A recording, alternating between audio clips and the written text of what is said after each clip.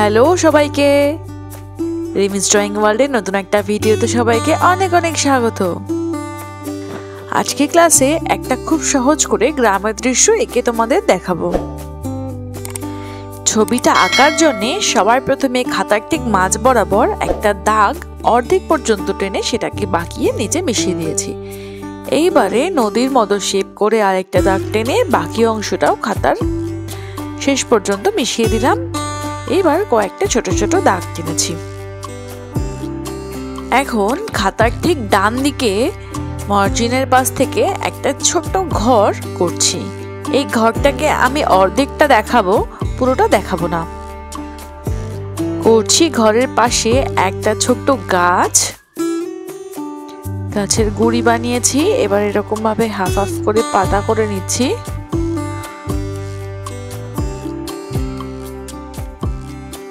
এবার খাতার বাঁ দিকে ঠিক সেম ভাবে আরেকটা ঘর এঁকে নিচ্ছি। এই ঘরটারও অর্ধেকটা দেখা যাবে না। এই ঘরটার মাথার উপরে করছি একটা গাছ, যে গাছটার গুঁড়িটা দেখা যাচ্ছে না, মানে গাছটা ঘরটার পিছন দিকে আছে। আর করছি একটা ছোট্ট তাল গাছ।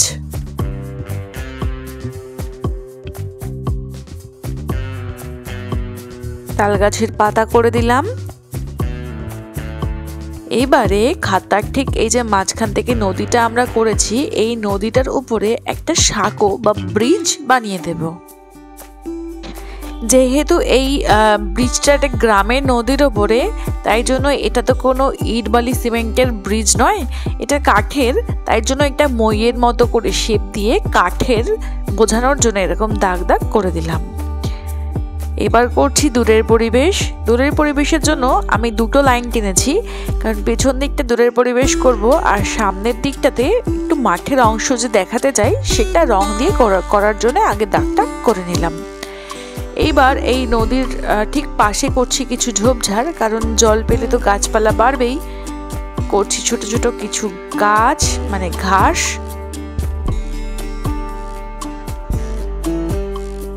এই যে ছোট ছোট ঘাস, এগুলো কেবল ডিটেইলিং এর জন্য করছি। এই পিছন দিকে দূরের পরিবেশের ওই দিকেও কিছু ছোট ছোট গাছ করে দিচ্ছি, তাতে ছবিটা একটু ভরাট লাগে। সব শেষে করছি কিছু পাখি।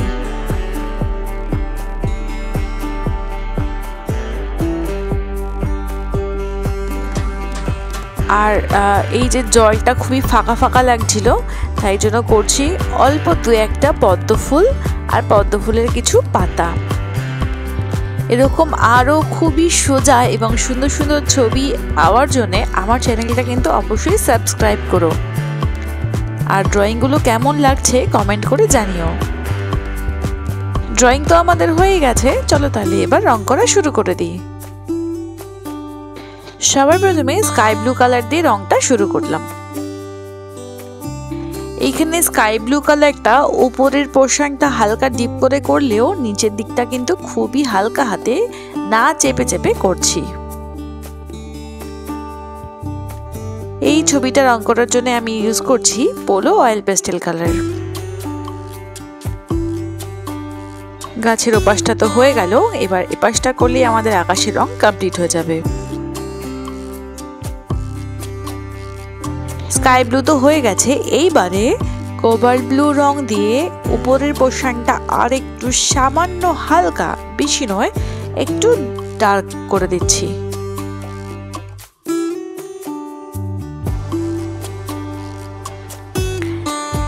এবারে অরেঞ্জ কালার দিয়ে এই যে সূর্যটা করেছি, সেই সূর্যর হালকা আভা বেরোচ্ছে, সেই অরেঞ্জ কালারটাই চারিদিকে ছড়িয়ে দিলাম। অরেঞ্জ কালারটা সূর্যের এক সাইডেও করেছি। এইবার ক্যানামাইন রেড দিয়ে বাকি অংশটা মিক্স করে দিলাম। গাছের জন্য ইউজ করছি সবার প্রথমে লেমন ইয়েলো, তারপরে হালকা সবুজ রং দিয়ে মিক্স করে দেবো সেটা। যেহেতু দুই পাশেই গাছ রয়েছে, তাই জন্যে আমি একেবারে লেমন ইয়েলোটা সব জায়গায় লাগিয়ে নিলাম। এখন করছি হালকা সবুজ।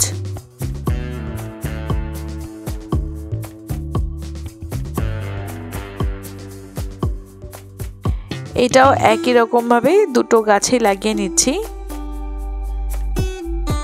ইনফ্যাক্ট 3টে গাছে লাগিয়ে নিয়েছি। এই পাতাটা সমস্তটাই হালকা সবুজ করে তারপরে ডিপ সবুজ দিয়ে বা মিডিয়াম গ্রিন দিয়ে টোন দেব।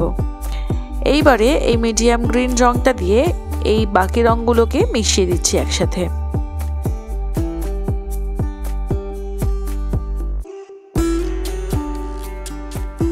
ব্যাস মিডিয়াম গ্রিন দিয়ে মেশানো তো মোটামুটি হয়ে গেছে।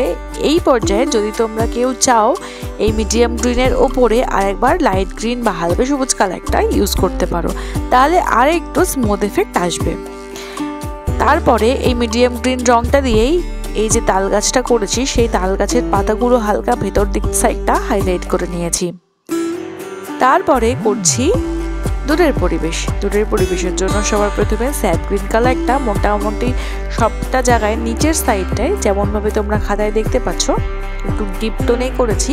তারপরে লেমন ইয়েলো কালার দিয়ে এরকম সার্কেল সার্কেল বা গোল মেথডে সেটাকে মিশিয়ে দিচ্ছি।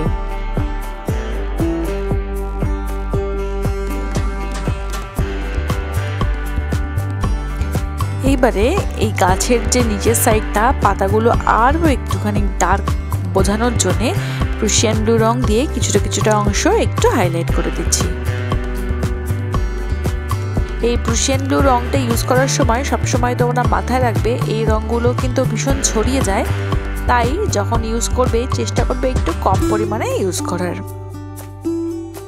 এখন অরেঞ্জ কালার দিয়ে বাড়ির ওপরের চালের অংশটা করলাম আর নিচেরটা ভার্মিলিয়ান রেড দিয়ে সেটাকে মিশিয়ে দিচ্ছি। ওপরের সাইডটা অরেঞ্জ করলাম কারণ সূর্যের আলো উপর দিকে পড়ায় সবসময় সেই রংটা একটু হালকা দেখায়, তাই। বাড়ির দেওয়ালে করছি ইয়েলো অকার আর দরজা এবং জানলায় করছি অ্যাশ কালার। করছি গাছের গুঁড়ির রং। সবার প্রথমে একটা সাইড যেই সাইডটা সূর্যের দিকে রয়েছে সেই সাইডটা একটু ইয়েলো অকার লাগিয়ে নিলাম, তারপরে বার্নস আয়না দিয়ে সেটাকে মিশিয়ে দিচ্ছি।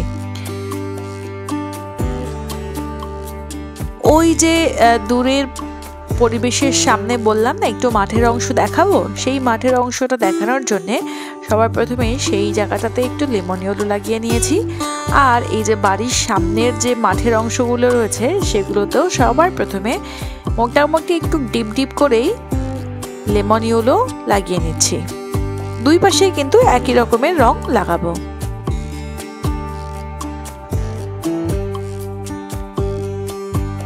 হয়ে গেছে। এইবারে এই যে খাতার যে বাকি অংশটুকু রয়েছে ঠিক গাছের রঙের মতো এইবারে করছি হালকা সবুজ রং। হালকা সবুজ রংটা লেমন ইয়েলোর সঙ্গে দেখো গায়ের ওপর থেকে মিশিয়ে দিয়েছি আর একটুখানি জায়গা ফাঁকা রেখেছি একটু মিডিয়াম গ্রিন অ্যাপ্লাই করার জন্যে।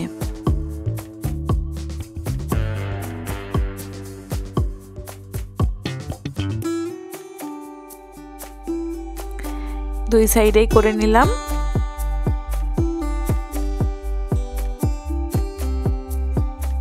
এইবারে মিডিয়াম গ্রিন রং দিয়ে সব শেষে যেটুকু বাকি অংশ রয়েছে সেটুকু অংশকে আমরা শেষ করব।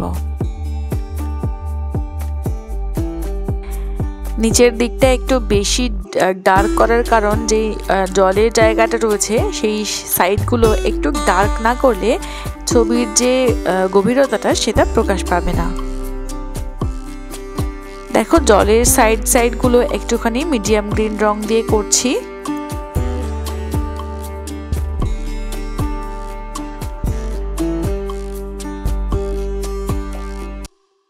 দূরের পরিবেশের দিকটাও একটুখানি হালকা করে দিলাম। ব্যাস মোটামুটি তো আমাদের মাঠ কমপ্লিট। সব শেষে আমরা আরেকটুখানি টোন দেব। তাহলে চলো এবার জলের রংটাও শেষ করি। জলের রঙের জন্য সবার প্রথমে ঠিক আকাশের মতো স্কাই ব্লু কালারটা দিয়ে মোটামুটি সব জায়গায় আগে একটা বেস কালার লাগিয়ে নেব। এই যে আমার ছোট বন্ধুরা আজকের ক্লাসটা কেমন লাগছে অবশ্যই কিন্তু কমেন্ট করে জানিও। এই যে দেখো বাইরের নদীর রংটা তো হয়ে গেছে, এইবার এই সামনের যে রয়েছে অংশটা নদীর সেটাকে করছি। সেটার দুই সাইডটা একটু ডিপ করলেও মাঝখানটা একটু হালকাই রাখবো।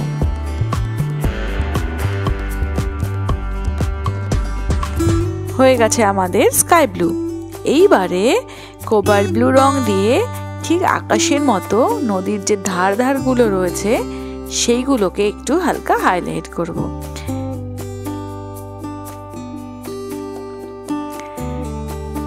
এই ছবিটায় আরও একটুখানি প্রাণবন্ত করার জন্য নদীর পাশগুলোতে একটু প্রুশিয়ান ব্লু রং দিয়ে আরেকটা টোন দিচ্ছি, যাতে এই সমস্ত জল বা জলের ঢেউ এগুলো যেন আরও একটু প্রাণবন্ত লাগে। তার জন্যে আরেকটু ডার্ক করে দিচ্ছি টোনটাকে। তোমাদেরকে তো আগেই বললাম যে এই প্রুশিয়ান ব্লু বা ব্ল্যাক যখনই তোমরা ইউজ করবে তখন যেন হাতটাকে একটু কন্ট্রোল করবে, কারণ যে কোনো জায়গায় যে কোনো সময় এই রং বেশি পড়ে যেতে পারে বা ডার্ক হয়ে যেতে পারে। ব্রিজের জন্য ইউজ করেছি বার্ন সাইনা, সেটা কোনোভাবে হয়তো স্কিপ হয়ে গেছে। আর দূরে যে পদ্ম ফুলগুলো রয়েছে সেগুলো করেছি গোলাপি, আর পদ্ম পাতাগুলোর জন্য ইউজ করেছি ডার্ক গ্রিন।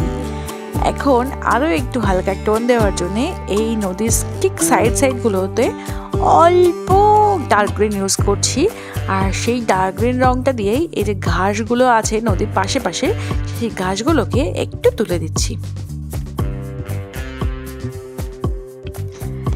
ব্যাস, আমাদের মেজর কাজকর্ম তো সব হয়ে গেছে। এইবারে সব শেষের কাজটা হচ্ছে এই গ্লাস মার্কিং পেন্সিলটা দিয়ে অল্প অল্প যে সমস্ত জায়গা আমাদের দরকার সেগুলোকে একটু হাইলাইট করা। হাইলাইট করছি ঘরের চাল, দরজা, জানলা, এই সমস্ত জায়গা। এই গ্লাস মার্কিং পেন্সিলটা যেহেতু খুব নমনীয় এবং ভেঙে যায়, তোমরা এই ক্ষেত্রেও একটু সাবধান হয়ে রংটা করবে। এপাশের ঘরটা তো করলাম, এবার এই পাশেও করছি। গাছের গুড়ির সাইডগুলোতে একটু করছি, গাছের পাতার যদিও ওটা দরকার নেই তবুও একটু করলাম। এই যে ব্রিজের বাঁশের যে সাইডগুলো সেগুলোকে একটু করছি। খুব ধীরে ধীরে করবে, কোনো তাড়াহুড়ো করবে না, তাহলেই ছবি কিন্তু কালো হয়ে যেতে পারে। বেশি কিছু করবো না গ্লাস মার্কিং পেন্সিল দিয়ে, ব্যাস এই অবধি থাক। সব শেষে ফাইনাল কাজ হচ্ছে তোমার আঙ্গুলের মাথা দিয়ে এই জলের জায়গাগুলো সেগুলোকে একটু মিশিয়ে দেওয়া। মিশিয়ে দিলেই ব্যাস আমাদের আজকের ছবি কমপ্লিট। টাটা, দেখা হবে পরের ক্লাসে।